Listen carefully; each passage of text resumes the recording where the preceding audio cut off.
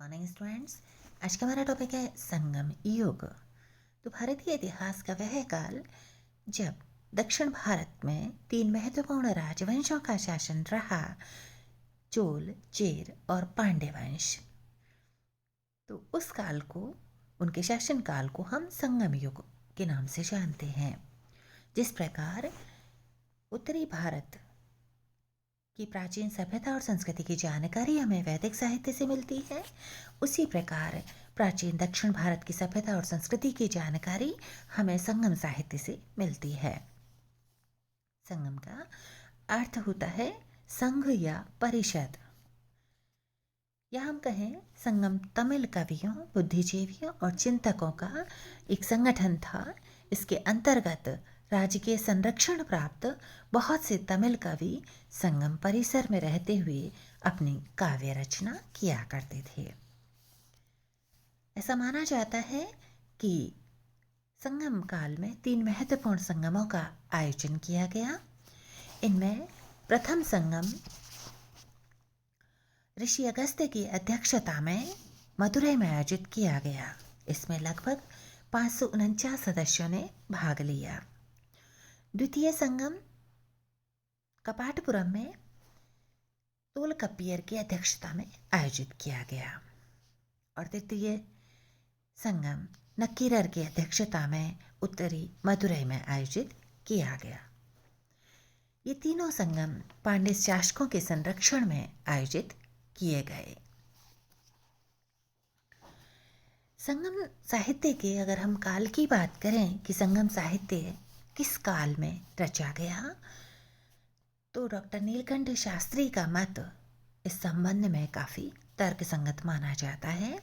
वो मानते हैं कि संगम साहित्य की रचना ईस्वी सन की प्रथम 3 शताब्दियों की अवधि में की गई, अर्थात 100 ईस्वी से लेकर 250 ईस्वी के मध्य संगम साहित्य लिखा गया।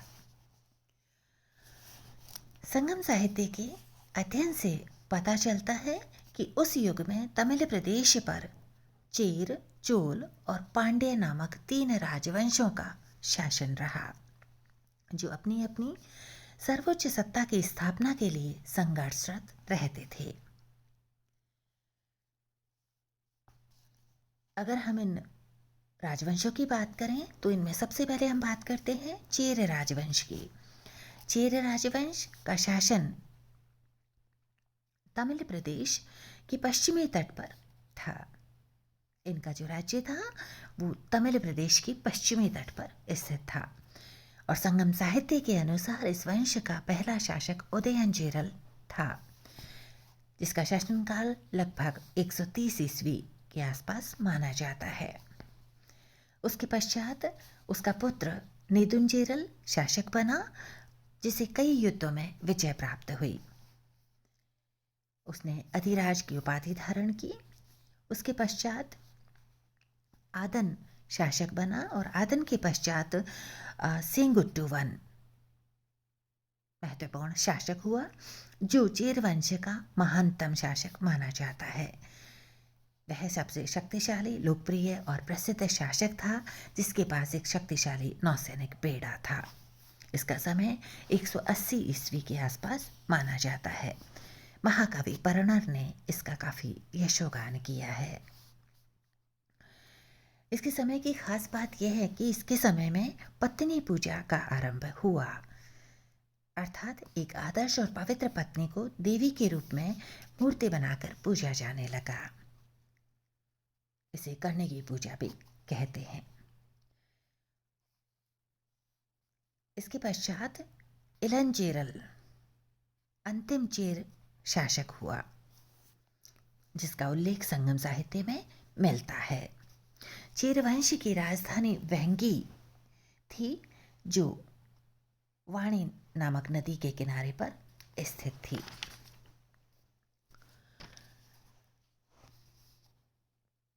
उसके पश्चात चोल राजवंश की अगर हम बात करें तो चोलों का प्राचीनतम उल्लेख कात्यायन ने किया है।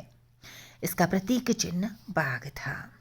चोलों की आरंभिक राजधानी उत्तरी मनलोर थी, बाद में उरैयूर और तंजौर इनकी राजधानी बनी। इस राजवंश के शासकों में सबसे पहले उल्लेख करिकाल का मिलता है, जिसका शासनकाल 190 ईस्वी के आसपास माना जाता है। वह एक पराक्रमी शासक था और उसने बहुत से युद्धों में विजय प्राप्त की। उसने वेणी के युद्ध में 11 राजाओं की संयुक्त सेना को परास्त किया, जिससे उसकी ख्याति दूर दूर तक फैल गई। उसके पश्चात उसने वाहे परंदई के युद्ध में 9 राजाओं की संयुक्त सेना को परास्त किया। इसके अलावा उसने बंजर भूमि को कृषि योग्य बनाया, अनेक तालाबों का निर्माण किया और सिंचाई के साधनों का विकास किया। कावेरी नदी के तट को उसने ऊंचा किया। वैदिक परंपरा के अनुसार उसने महायज्ञ का आयोजन किया और सिंह या बाघ को चोल राज्य का प्रतीक बनाया। करिकाल के समय में उद्योग धंधे और कृषि का विशेष विकास हुआ। उसने सिंचाई के लिए बहुत से तालाब खुदवाए।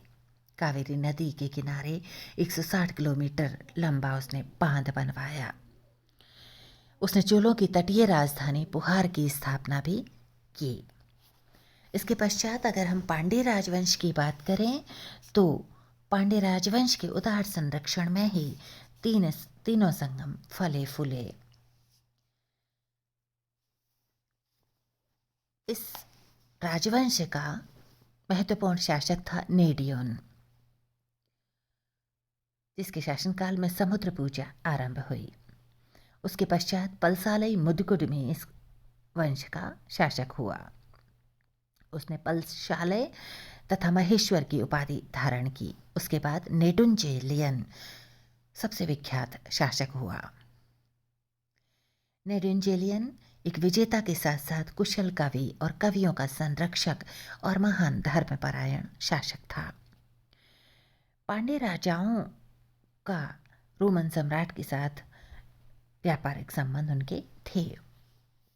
नेडुंजेलियन ने रोमन सम्राट आगस्टस के दरबार में अपना दूत भी भेजा था।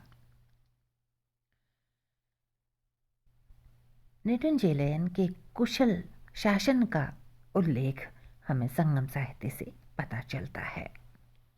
पांड्यों की आरंभिक राजधानी कोरकई थी, जिसे बाद में मदुरई स्थानांतरित कर दिया गया।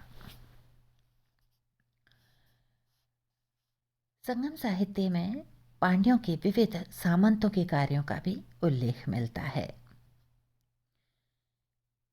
नत्तनार के द्वारा रचित काव्य संग्रह में संगम काल की 3 राजधानियों वंजी, उरैयूर और मदुरई के महान और उदार शासकों के शासनकाल के समाप्त होने का भी विवरण पता चलता है।